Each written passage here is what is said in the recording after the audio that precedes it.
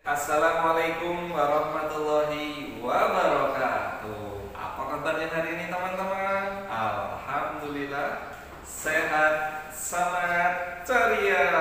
Tetap semangat, semangat, semangat. Luar biasa, semangat asik.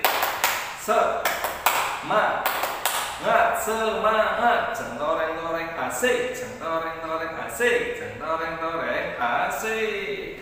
Tepuk pilot, take off, landing, wush. Oke, gimana kabarnya? Masih sehat semuanya?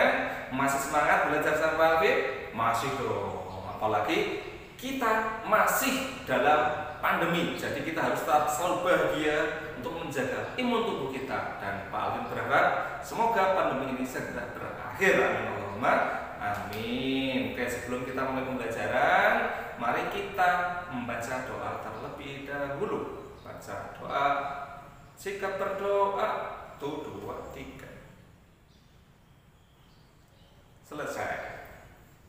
Oke teman-teman, untuk kali ini kita akan belajar tentang pilar 9.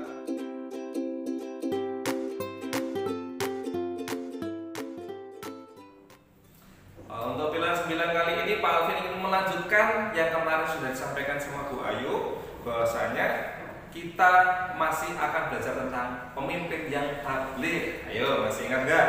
Apa pengertiannya pemimpin yang tabligh? Ada yang tahu?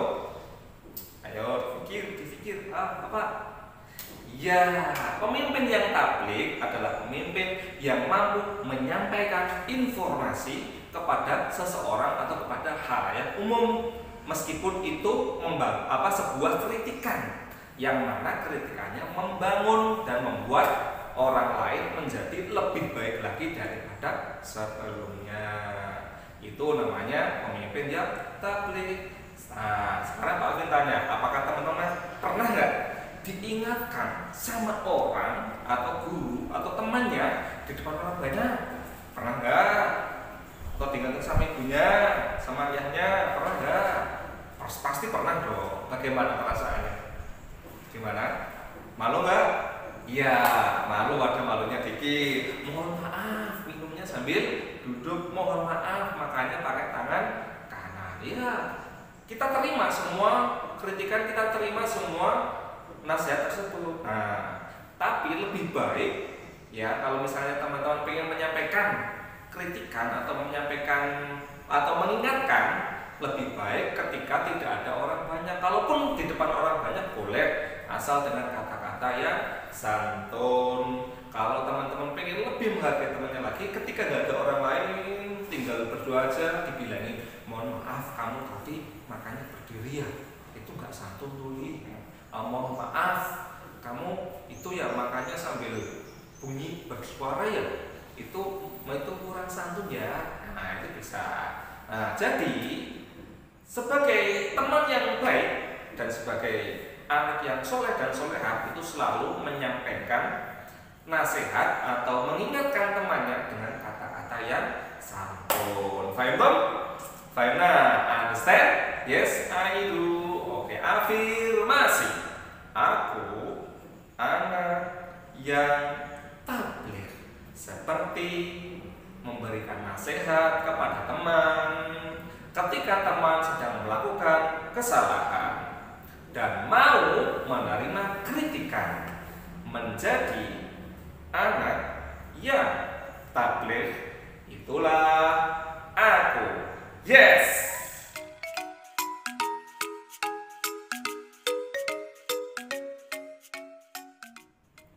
Oke teman-teman, sekarang kita masuk waktunya tematik. Waktu tematik, waktu tematik, waktu tematik. Sama Pak Alvin belajar PAI. Waktu tematik. Kebetulan hari ini Pak Alvin akan membawakan sebuah cerita Nabi. Ayo, Nabi siapa? Yang depannya S. Nabi siapa yo? Depannya S, belakangnya H. Ayo, tahu nggak Nabi siapa? Iya betul, Nabi Soleh atau Nabi Saleh. Bagaimana kisahnya? Kita dengarkan ceritanya. Pada suatu hari, pada zaman dahulu, kaum Samud hidup dengan limpahan kenikmatan. Hidup mereka makmur, rumah megah, dan selalu berkecukupan dalam hal apapun. Kaum Samud adalah keturunan Nabi Nuh, jadi masih ada hubungannya sama Nabi Nuh. Namun mereka adalah kaum yang ingkar. Mereka menyembah berhala yang mereka beri nama Wat, Jat, Hat, Manat, dan Lata. Dan kepada mereka lah Nabi Soleh diutus oleh Allah Subhanahu wa Ta'ala. Akan tetapi Nabi Soleh mengajak kaumnya untuk menyembah Allah, mereka tolak mentah-mentah. Mereka menolaknya dengan tegas. Mereka berkata, "Kami tidak akan meninggalkan ajaran nenek moyang kami," kata mereka. Dan kata orang lain juga, "Kami juga tidak percaya dengan ajaran yang kau bawa." Namun Nabi Soleh tidak putus asa. Nabi Soleh terus berdakwah, menyampaikan ajaran kebaikan, meskipun hanya sedikit yang mengikutinya. Suatu hari, Nabi Soleh ditantang kaumnya untuk mendatangkan mukjizat sebagai bukti kenabiannya. Atas izin Allah Subhanahu wa Ta'ala, keluarlah seekor unta betina besar dari celah bebatuan. Nabi Soleh berpesan, "Wahai kaumku, kalian jangan ganggu unta itu, atau kalian akan ditimpa azab dari Allah Subhanahu wa Ta'ala." Ingatkan Nabi Soleh. Unta Nabi Soleh hidup bersama kaum Samud. Setiap 2 hari sekali unta itu datang ke sumber air. Orang-orang kufur yang tidak suka tentang mukjizatnya Nabi Soleh merasa terusik, karena mereka tidak bebas lagi bisa mengambil air. Di sisi lain, pengikut Nabi Soleh alaihissalam semakin banyak semenjak kehadiran unta itu, karena mereka mulai percaya bahwasanya Nabi Soleh memiliki mukjizat. Suatu ketika pembesar kaum Samud bertanya, "Hai orang-orang, mengapa kalian mengikuti ajaran Soleh?" Lalu salah satu pengikut Nabi Soleh menjawab, "Kami mempercayai ajarannya dan mukjizatnya, yaitu keluarnya unta dari sebuah batu besar." Namun para pembesar kaum Samud sangat cemas. Mereka khawatir pengikut Nabi Soleh akan semakin bertambah.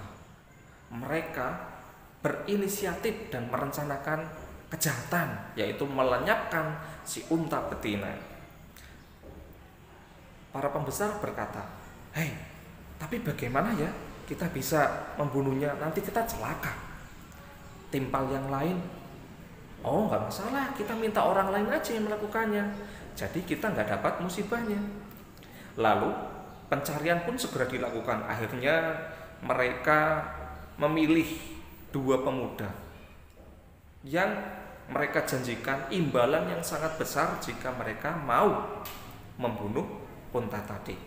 Terpilihlah akhirnya Masdah bin Mahros dan Qudaf bin Salif beserta 7 kawannya yang mengintai unta betina. Suatu ketika unta betina sedang minum di dekat mata air. Mereka mengintai dari belakang. Saat unta itu keluar dari mata air, Masdah memanah kakinya. Unta pun tersungkur. Lalu Qudaf dan 7 teman lainnya segera mendatangi unta tersebut, lalu menyembelihnya hingga mati. "Hore, kita berhasil membunuhnya," seru Masdah dengan senang. "Ah, ternyata mudah ya membunuh unta ini," kata Qudaf. Lalu mereka lapor kepada para pembesar. Akhirnya para pembesar kaum Samud pun bersukacita, apalagi tidak terjadi bencana apapun setelah unta itu terbunuh. Si Masdah dan si Qudaf dianggap sebagai pahlawan. Akhirnya keduanya diarak dan dipuja-puja. Dengan sombong, kaum Samud menantang Nabi Soleh. Mereka berkata, "Hai Nabi Soleh, datangkan ancaman yang kau katakan kepada kami. jika memang kau benar-benar orang yang diutus oleh Allah, kata mereka. Namun Nabi Soleh menjawab dengan sabar, aku sudah melarang kalian untuk mengganggu unta tersebut, tapi mengapa kalian semua malah membunuhnya? Berbahagialah kalian dalam 3 hari. Namun setelah itu azab Allah SWT akan datang pada kalian, jawab Nabi Soleh. Nah, selama waktu tersebut akhirnya Nabi Soleh berusaha mengingatkan kaumnya. Mereka diajak untuk bertobat, tapi mereka masih menolak. Akhirnya para pembesar kaum Samud malah menjadi-jadi. Mereka menyusun rencana jahat untuk membunuh Nabi Soleh dan para pengikutnya. Namun Allah Subhanahu wa ta'ala menggagalkan rencana mereka. Akhirnya setelah 3 hari terlewati, azab yang dijanjikannya benar-benar datang. Langit tiba-tiba gelap, angin bertiup kencang, dan petir menyambar-nyambar, disertai suara menggelegar. Jedar. Suasana mencekam. Kaum Samud pun bergetar ketakutan. Petir terus menyambar dari kanan ke kiri, jedar, jedar. Kaum Samud hingga tak satu pun yang tersisa. Istana-istana megah mereka semuanya hancur. Mereka pun tidak mampu menyelamatkan hidup mereka dari azab Allah. Nabi Soleh dan para pengikutnya selamat karena 3 hari sebelum kejadian tersebut, Nabi Soleh sudah mengingatkan kepada kaum-kaumnya yang mengikutinya untuk berhijrah, berpindah. Namun beliau, Nabi Soleh, masih merasa bersedih menatap kaumnya yang telah hancur karena azab Allah. Lalu Nabi Soleh pun berkata, hai kaumku, sungguhnya aku telah menyampaikan amanah Allah kepadamu. Aku telah menasihatimu, tetapi kalian semua tidak menyukai orang-orang yang memberi nasihat, kata Nabi Soleh. Akhirnya tamat. Nah teman-teman, bagaimana kisah Nabi Soleh tadi? Sudah paham apa betul? Sudah paham atau belum? Kalau belum, nanti bisa tanya langsung pada Pak Alvin atau kepada Pak Teddy atau kepada Bu Ayu. Dan bagi teman-teman yang sudah paham, ini Pak Alvin kasihkan pertanyaan yang menguji kefahaman kalian. Apakah kalian sudah menjadi pendengar yang baik apa belum? Ini pertanyaan. Nah, pertanyaan yang pertama yaitu jelaskan bagaimana keadaan kaum Samud sebelum Nabi Soleh diutus ke sana.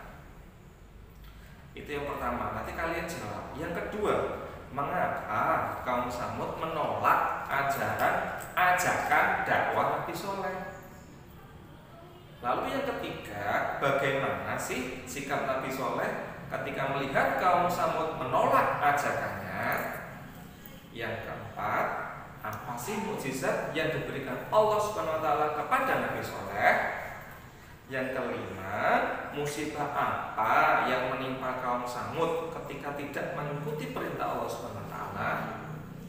Nah, 5 pertanyaan tadi silakan teman-teman jawab dengan mandiri, karena Pak Alvin percaya teman-teman pasti bisa menjawabnya. Dan jangan lupa untuk menjadi pemimpin yang tabligh seperti Nabi Soleh. Meskipun mendapat kritikan tajam dari kaum-kaumnya, Nabi Soleh tetap sabar dan semangat. Oke, terima kasih teman-teman. Itulah kisah Nabi Soleh, dan silakan teman-teman dijawab di lembar modulnya. Semoga teman-teman paham dan bisa menjadi pemimpin yang tabligh seperti Nabi Soleh alaihissalam. Oke, alhamdulillah, apabila ada kesalahan dari Pak Alvin, baik itu kesalahan disengaja atau kesalahan tidak disengaja, mohon dimaafkan. Terima kasih, matur suwun, thank you so much, syukron katsiran, hamsamida, syir, arigatou gozaimasu. Baik, assalamualaikum